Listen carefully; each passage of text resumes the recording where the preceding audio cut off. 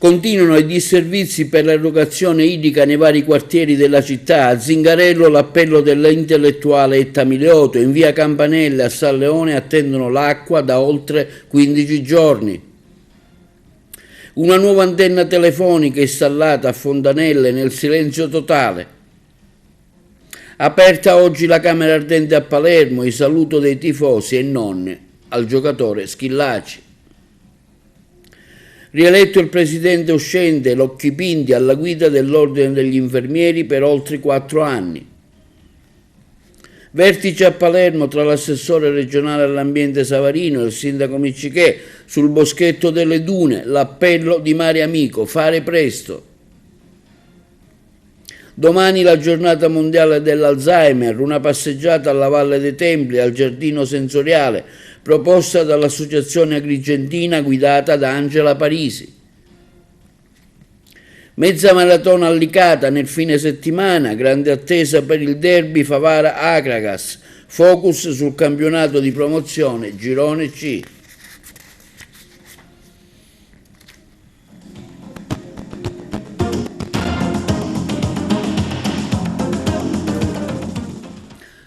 Buongiorno col nostro appuntamento odierno di TV Notizie di giovedì 19 settembre. I cittadini di Zingarello a secco di acqua da ben 25 giorni. Forte l'appello di sensibilizzazione che proviene dall'intellettuale Etta Mileoto, il servizio di Margherita Trupiano. È un appello accorato e senza toni urlati, quello degli abitanti di Zingarello che oggi hanno affidato ai social la loro voce per rivolgersi a tutte le autorità che hanno la competenza e la gestione della res pubblica in materia di acqua. Lo fa per tutti Etta Mileoto, intellettuale con una lunga storia e carriera ai vertici della burocrazia e cavaliere della Repubblica. Il problema dell'acqua, afferma, è diventato non un semplice problema, ma una violazione a quello che molti vantano di difendere, il diritto all'acqua quale estensione del diritto alla vita affermato dalla Dichiarazione universale dei diritti umani. Esso riflette l'imprescindibilità di questa risorsa relativamente alla vita umana. Si tratta di una situazione di emergenza assolutamente complessa e gravissima, sottolinea, e fa subito riferimento alla contrada Zingarello che, non si sa per quali motivi, non riceve acqua da 25 giorni. Si profila una guerra tra poveri, poi evidenzia, perché a San Leone arriva regolarmente ogni 7 giorni e a Zingarello no. Quale santo politico dobbiamo pregare? Chiede. È una vergogna. Quale modus operandi viene usato per la turnazione? Ancora si interroga e poi conclude affermando che nonostante la Madonna abbia fatto piovere, l'acqua non esce dai rubinetti e i cittadini adesso aspettano il miracolo che deve venire da una forte presa di coscienza di chi amministra. E il problema della distribuzione idrica in città non interessa solo la zona di Zingarello, ma ci arrivano tante segnalazioni dove i turni previsti non sono rispettati, tra questi anche la via Campanelle in zona San Leone di fronte allo stabilimento di pubblica sicurezza dove da 15 giorni i cittadini aspettano l'acqua. Una nuova antenna telefonica è spuntata nel silenzio più assoluto, ce ne parla il collega Eugenio Cairone. Da oltre un mese in via Unità d'Italia ad Agrigento, tra due grossi supermercati, è spuntata un'antenna nel più assoluto silenzio.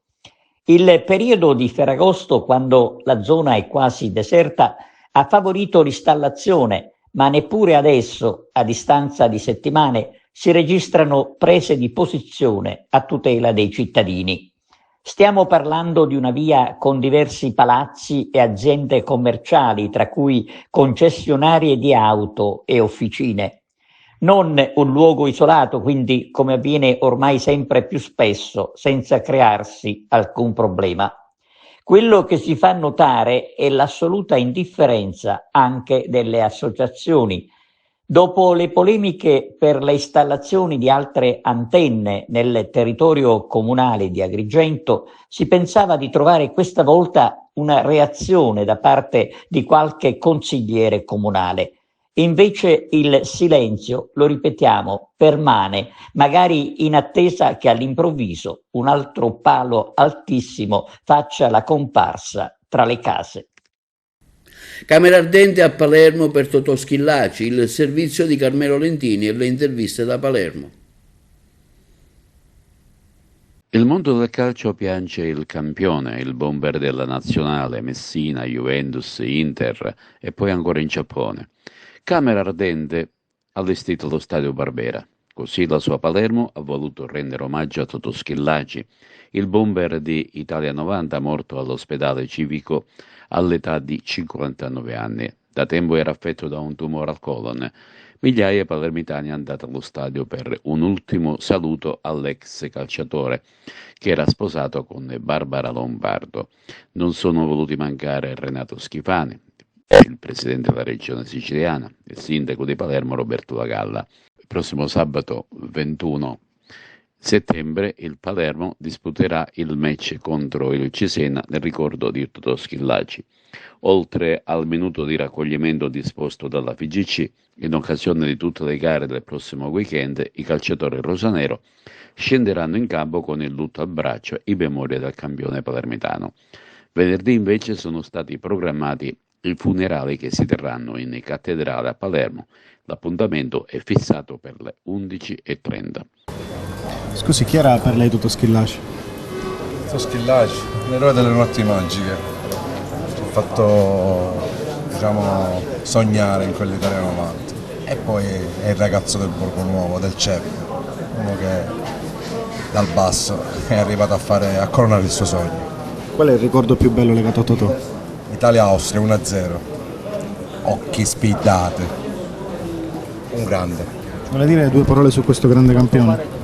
Sì, io sono venuto apposta da Varese perché sono nato a Palermo come lui, abito a Varese da 50 anni e lui ha sempre rappresentato il meglio dei palermitani, anche se non era stato capito prima di tutto dai palermitani e poi dai dirigenti del Palermo di quell'epoca che l'hanno maltrattato, e poi è stato il campione che non ci aspettavamo nel 90 e che ha rappresentato non solo l'Italia ma soprattutto i palermitani per bene. Qual è il ricordo più bello che ha?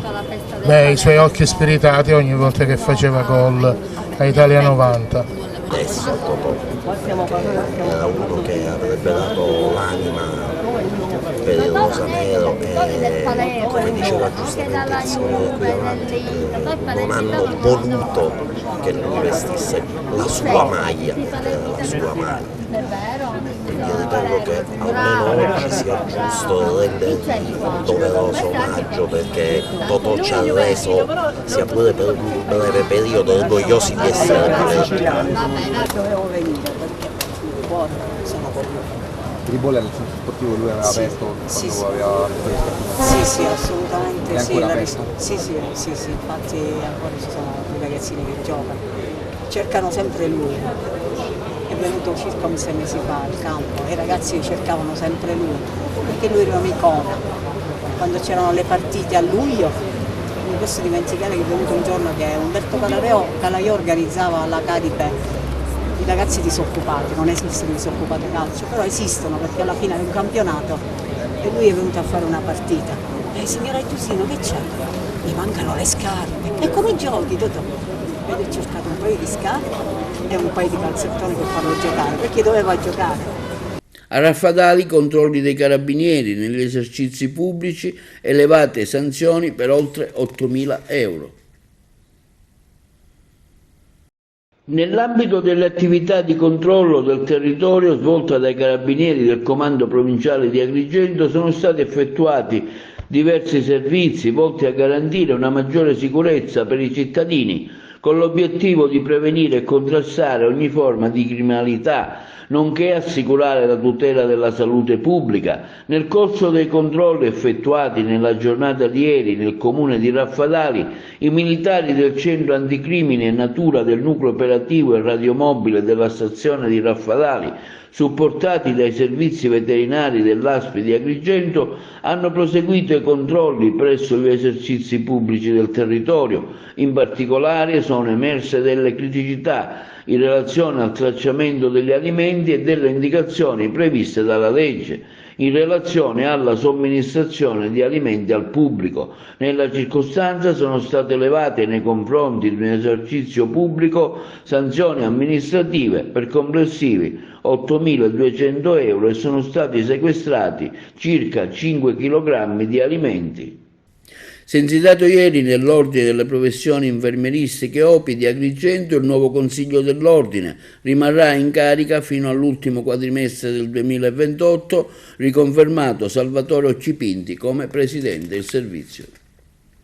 Ringrazio tutti i colleghi che ci hanno preferito, siamo stati proclamati eletti con lo scrutinio di 684 schede votate. Questo la dice lunga su tutto quello che abbiamo fatto, e per questo che i colleghi sicuramente hanno contribuito a darci questo nuovo mandato, un mandato che è all'insegna della freschezza, perché abbiamo inserito tanti giovani, soprattutto anche donne, quindi abbiamo un equilibrio generazionale, e questo ci consentirà di affrontare le nuove sfide del Servizio Sanitario Nazionale e anche loco-regionale, perché sappiamo che è in continuo cambiamento. Grazie veramente a tutti.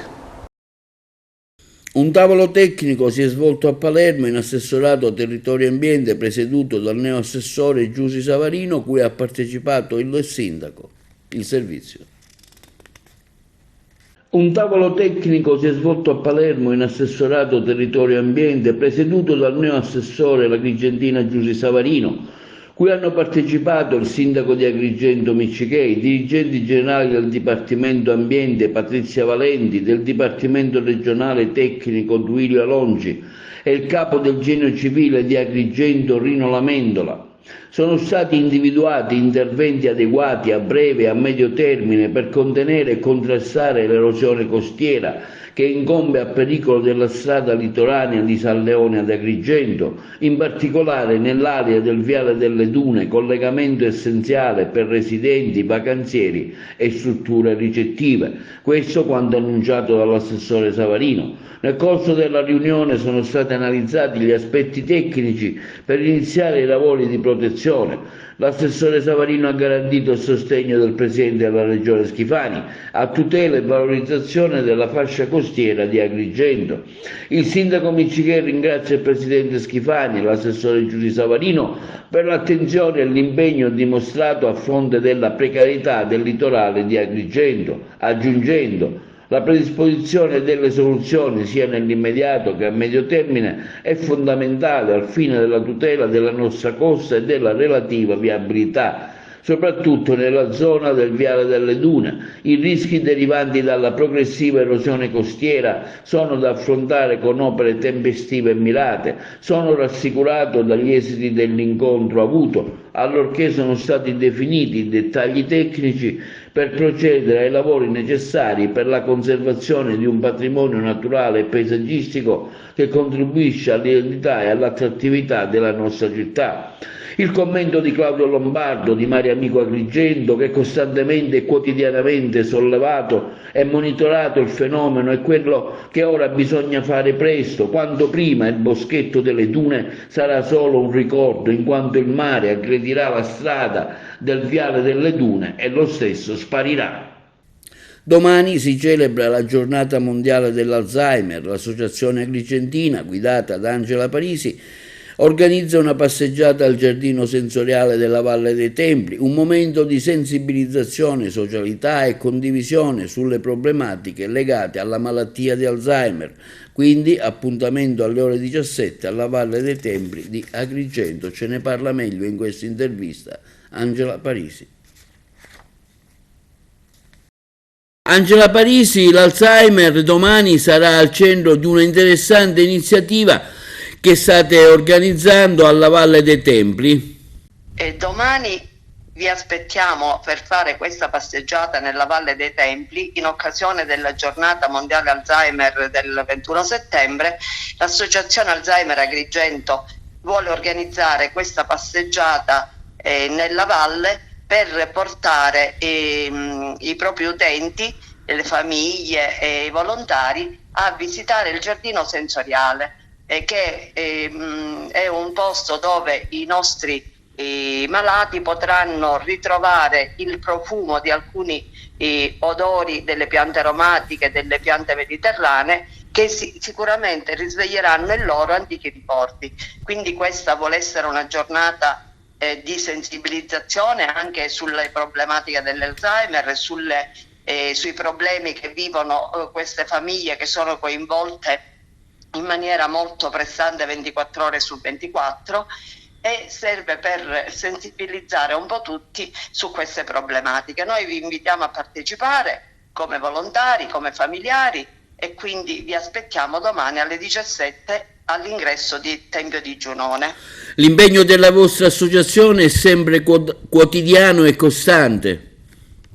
Sì, noi proseguiremo e poi con le attività in presenza, facendo ritrovare a questi malati un luogo dove poter trascorrere qualche ora in serenità, in allegria, in convivialità, che sono tutte cose molto importanti per queste persone affette dalla patologia. È anche un momento di sollievo per le famiglie, che potranno avere un piccolo momento di condivisione con altri familiari, di spensieratezza assieme ai loro cari, e passare qualche ora in serenità. E il sindaco di Agrigento, Francesco Miccichè, rivolge congratulazioni al generale Luciano Antonio Portolano, nativo di Agrigento, appena nominato nuovo capo di Stato Maggiore della Difesa, a corollario di una brillante e intensa carriera militare. Miccichè ricorda che al generale Portolano la città di Agrigento ha recentemente conferito la benemerenza civica e aggiunge: questa nomina è il riconoscimento e la testimonianza di una carriera dedicata al servizio del Paese, sostenuta con professionalità, capacità e straordinarie doti umane. A nome della città di Agrigento rivolgo al generale Portolano le nostre più sentite congratulazioni e migliori auguri per l'importante incarico ricevuto. Ivana Legnami è la project manager che ha promosso a Licata il gemellaggio con Birgu, una cittadina di Malta. A tal riguardo, da venerdì a domenica 60 maltesi saranno a Licata per siglare il patto di amicizia. Ce ne parla il collega Angelo Augusto da Licata. È un bellissimo progetto europeo, la denominazione è CERV, è un progetto che è inserito nel programma Giustizia. L'Europa ha voluto questo progetto, per questa call, per far sì che ci fossero gli scambi culturali, per promuovere la cultura, i valori, l'unità degli Stati membri. Noi non abbiamo un'identità europea, gli Stati membri ognuno ha la sua storia, la sua lingua, la cultura, e quindi l'Europa punta a far sì che tutti i cittadini europei abbiano questa identità europea. Io ho scritto questo progetto pensando al Castel Sant'Angelo di Birgu. A Malta ci sono 68 paesi e a Birgu c'è il Castel Sant'Angelo, anche a Licata. Quindi ho basato i valori e la tradizione e la storia che unisce Licata con Birgu. Questo progetto mi è caro perché una vostra concittadina, Angela Cusumano, ha insistito tantissimo per cui io scrivessi questo progetto. Quando c'è stata la possibilità di questo la nuova nomina del sindaco, l'anno scorso ho scritto questo progetto e l'Europa l'ha approvato. Quindi grazie a una vostra concittadina sono riuscita a scrivere questo progetto e far sì di creare queste connessioni culturali. A Trapani l'idea di Tranghita di tributare le ONG invece di unire divide purtroppo la politica. Il servizio da Trapani. Il sindaco di Trapani Tranchida propone la cittadinanza onoraria alle ONG, organizzazioni non governative, e scoppia un caso politico. Ad onor di cronaca è giusto rammentare che mercoledì 18 settembre prossimo l'avvocato Giulia Bongiorno esporrà in aula a Palermo la ringa difensiva a favore del suo assistito, il leader nazionale della Lega Matteo Salvini, alla sbarra proprio contro una ONG, in quel caso l'Open Arms. Beneficiarie del provvedimento della giunta Tranchida sarebbero la Jugendrettet, Save the Children e Medici Senza Frontiere, le finalità della pensata per la loro opera di salvataggio nel Mediterraneo. Sugli scudi per la proposta di delibera approvata prima della recente estate dall'esecutivo trapanese, soprattutto Fratelli d'Italia, quella di Tranchida verrebbe vista come strumentalizzazione per ottenere visibilità politica. L'europarlamentare Ruggero Razza del gruppo ECR Fratelli d'Italia avrebbe parlato di misure difficili da far comprendere persino ai trapanesi stessi, mentre per il primo cittadino Tranchida Trapani tributerebbe questa onorificenza poiché comunità fatta di gente di mare, che non ha lasciato mai nessuno in mare e che non vuole lasciare nessuno indietro. Uno scontro quindi che ha travalicato perfino i confini trapanesi. Ad onor di cronaca è giusto rammentare anche l'episodio che ha portato al sequestro della nave Juventa, ferma 8 anni nel porto di Trapani. Ma ritornando alle sigle politiche, Fratelli d'Italia Trapani nei giorni scorsi ha tenuto proprio un convegno a tema sulle ONG e sugli sbarchi, dove è presente anche la deputata nazionale Sara Chelani, responsabile del Dipartimento Immigrazione del partito meloniano. Stando a voci di corridoio provenienti dal fronte dell'opposizione cittadina, l'iniziativa di Tranchida verrebbe giudicata paradossale, un tentativo di distrarre l'opinione pubblica per coprire le sue mancanze amministrative. Il gruppo consigliare Fratelli d'Italia è palesemente chiaro che voterà no in aula all'iniziativa, confidando sulla contrarietà all'atto anche da parte degli altri colleghi. Tranchida avrebbe risposto alle polemiche dicendo che salvare vite umane, soprattutto in mare, è un comportamento naturale per ciascun essere umano, che una vita non può avere colore, sesso, religione, che è una vita umana e basta, che si parla di bambini, donne, uomini che fuggono dai loro paesi per sicurezza e futuro, che si vuole ringraziare e omaggiare le ONG per finalità umanitarie. Contrario anche il Movimento Gioventù Nazionale Trapani. E avviandoci a conclusione, chiudiamo con quanto dichiarato sempre a mezzo stampa dall'esponente della Lega nella giunta di Renato Schifani, l'alcamese Mimmo Turano, che la cittadinanza onoraria di per sé non è uno strumento di lotta politica, dice, ma per natura è un provvedimento che crea consenso. E continuando, Turano afferma che l'iniziativa della giunta di Trapani ha invece sortito l'effetto opposto e che il regolamento del comune, al punto dove si disciplina il conferimento delle cittadinanze onorarie, prevede che esse vengano deliberate dal Consiglio Comunale. Sono certo, conclude l'assessore regionale, che molti consiglieri con i quali mi sono confrontato non sosterranno l'iniziativa perché la ritengono inopportuna. Una benemerenza di questo tipo, è sempre Turano che si esprime, non può diventare strumento di lotta politica. L'azione del ministro Salvini nel Mediterraneo, conclude, è stata sempre mirata a restituire all'Italia un ruolo nella crisi migratoria, ruolo che paesi come Francia e Spagna si sono dati anche a scapito del nostro paese. A Messina la CISL Pensionati interviene sulla gestione dell'ospedale Piemonte e la stabilizzazione dei precari. Ce ne parlano i colleghi da Messina.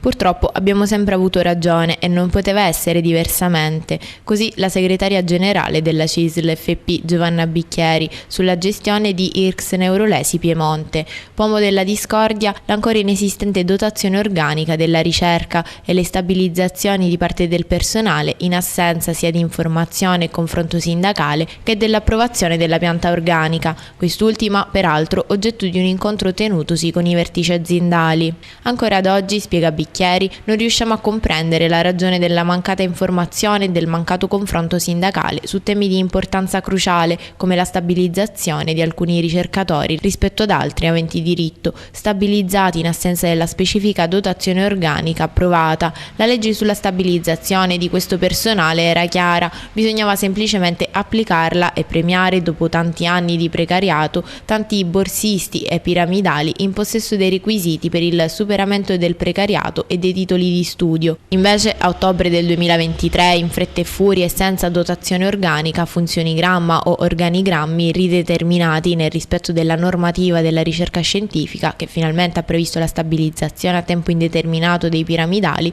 sono stati stabilizzati 12 collaboratori professionali e 6 ricercatori e adesso si cerca di stabilizzare anche un altro infermiere, tutti senza posti previsti nella relativa pianta organica. Tutto ciò, prosegue la segretaria generale della CISL FP Messina, ha creato un'evidente disparità di trattamento tra gli aspiranti alla stabilizzazione, alcuni dei quali realmente in possesso dei titoli culturali necessari. Inoltre, le stabilizzazioni, in assenza della necessaria dotazione organica della ricerca, sta determinando ricadute negative sui fondi di contrattazione, che non sono stati ovviamente incrementati, per cui la premialità dei lavoratori relativa all'anno 2023 è stata gravemente abbattuta rispetto agli anni precedenti. È vero che l'IRCS si sta impegnando a restituire le somme mancanti, ma la domanda adesso è: perché questa fretta nello stabilizzare senza dotazione organica quando c'è tempo fino al 2026? Ecco perché abbiamo chiesto che la delibera e tutti gli atti correlati siano trasmessi da IRCS Neurolesi alla Procura della Repubblica e alla Corte dei Conti per l'accertamento dei fatti da noi segnalati. Conclude così la segretaria generale della CISL FP Giovanna Bicchieri.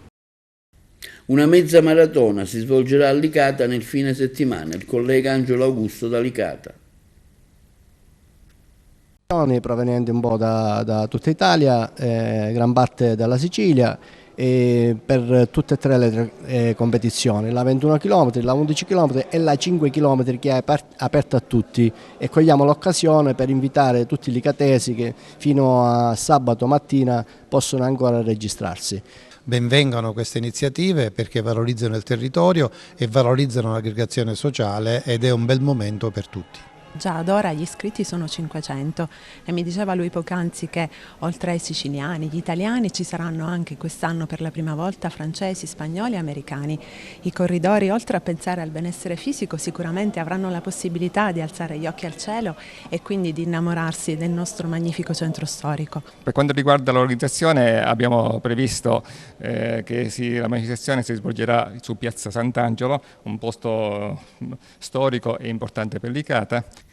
E vediamo ora un servizio sulla prossima edizione del Couscous Fest, giunto alla sua 27esima edizione a San Vito Lo Capo. È tutto pronto. I colleghi di Trapani. Chef provenienti da 10 paesi, cooking show, degustazioni, concerti, spettacoli e ospiti d'eccezione su una spiaggia mozzafiato. Prende il via domani, venerdì 20 settembre, la 27esima edizione del Couscous Fest, il festival internazionale dell'integrazione culturale organizzato dall'agenzia Feedback in partnership con il comune di San Vito Lo Capo, il sostegno della regione siciliana e dei main sponsor Via Couscous, Conad ed Electrolux, che si svolgerà fino a domenica 29 settembre proprio in San Vito all'insegna dello slogan Grains of Peace, grani di pace, che ribadirà anche quest'anno il messaggio di pace e unione fra popoli che da sempre è il cardine della manifestazione. Per la prima volta saranno 10 paesi partecipanti al campionato del mondo di couscous, una gara tra chef internazionali all'insegna dello scambio e dell'integrazione che vedrà affrontarsi le seguenti squadre: Cina, Eritrea, Israele, Italia, Marocco, Medici Senza Frontiere, Palestina, Russia, Tunisia, Ucraina. Il Couscous Fest taglia il traguardo della 27esima edizione, ha sottolineato Francesco La Sala, sindaco di San Vito Lo Capo, e si va avvicinando ai 30 anni di storia. Venite a trovarci dal 20 al 29 settembre per godere della nostra magnifica spiaggia, apprezzare le bellezze naturali, assaggiare il couscous e partecipare ad un programma di appuntamenti di altissimo livello. Alle ore 10 di domani si parlerà di intelligenza artificiale, Dopo Economy, sviluppi e prospettive nell'ambito della convention promossa da CIA, Confederazione Italiana Agricoltori, Sicilia Occidentale, che sarà aperta, dai saluti istituzionali di Francesco La Sala, Marcello Orlando, amministratore di Feedback, agenzia organizzatrice della rassegna, Camillo Pugliesi e Luca Bassett, rispettivamente presidente e direttore di CIA Sicilia. Il primo panel sarà sul tema delle politiche a supporto dell'innovazione digitale in agricoltura, poi si prosegue con il panel dedicato all'area tecnica. Alle ore 12 invece al via le degustazioni alle case del couscous. Il ticket degustazione da 12 euro comprende un piatto di couscous a scelta tra quelli proposti dalle case, un bicchiere di vino o una bottiglietta d'acqua, un caffè o un amaro, ed ancora 4 chef nazionali selezionati tra le candidature arrivate da tutta la penisola si affronteranno invece in cucina per il campionato italiano di couscous promosso da Conad e sponsor del festival. A giudicare i couscous in gara ci sarà una giuria tecnica presieduta da Giusy Battaglia, giornalista e volto di Food Network, composta da Roberta Garibaldi, professore di Tourism Management all'Università di Bergamo, Fulvio Marino, maestro pianificatore e volto TV, Nicoletta Moncalero, Vincenzo Russo, professore allo IULM di Milano, lo chef sanvitese Giovanni Torrente e Giovanni Anania. Ogni sera infine, sulla bellissima spiaggia di San Vito Lo Capo, un ricco palinsesto di concerti e spettacoli gratuiti. Linea alla regia per la pubblicità.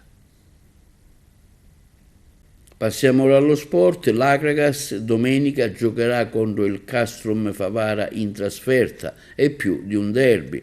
Intanto Carmelo Lendini ci fa una panoramica sui risultati della promozione Girone C.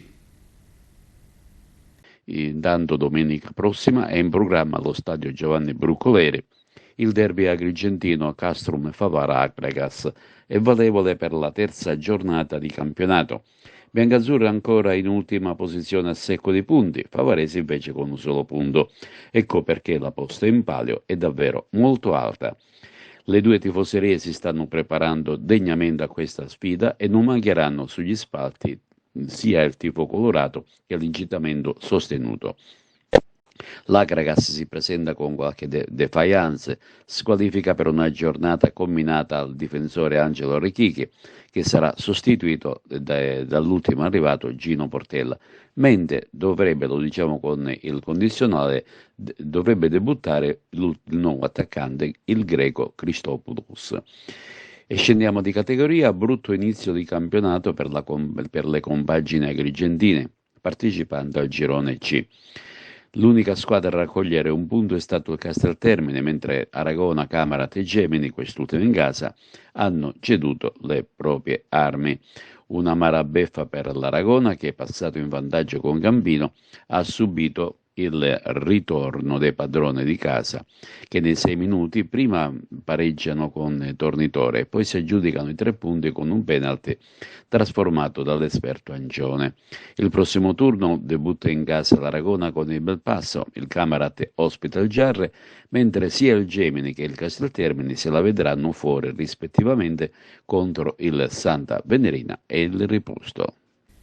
E questo è tutto per TV Notizie di oggi. Vi ricordiamo che i nostri programmi si possono vedere in tutta Italia sul canale 268 del digitale terrestre per chi ha una Smart TV, in streaming sul sito televideoagrigento.tv e sul canale 93 il telegiornale Video Sicilia alle ore 15 alle ore 20 con replica la mattina alle 9. Inoltre i nostri servizi li potete vedere sul canale YouTube di Televideo Agrigento. E questo è tutto e vi auguriamo una buona serata.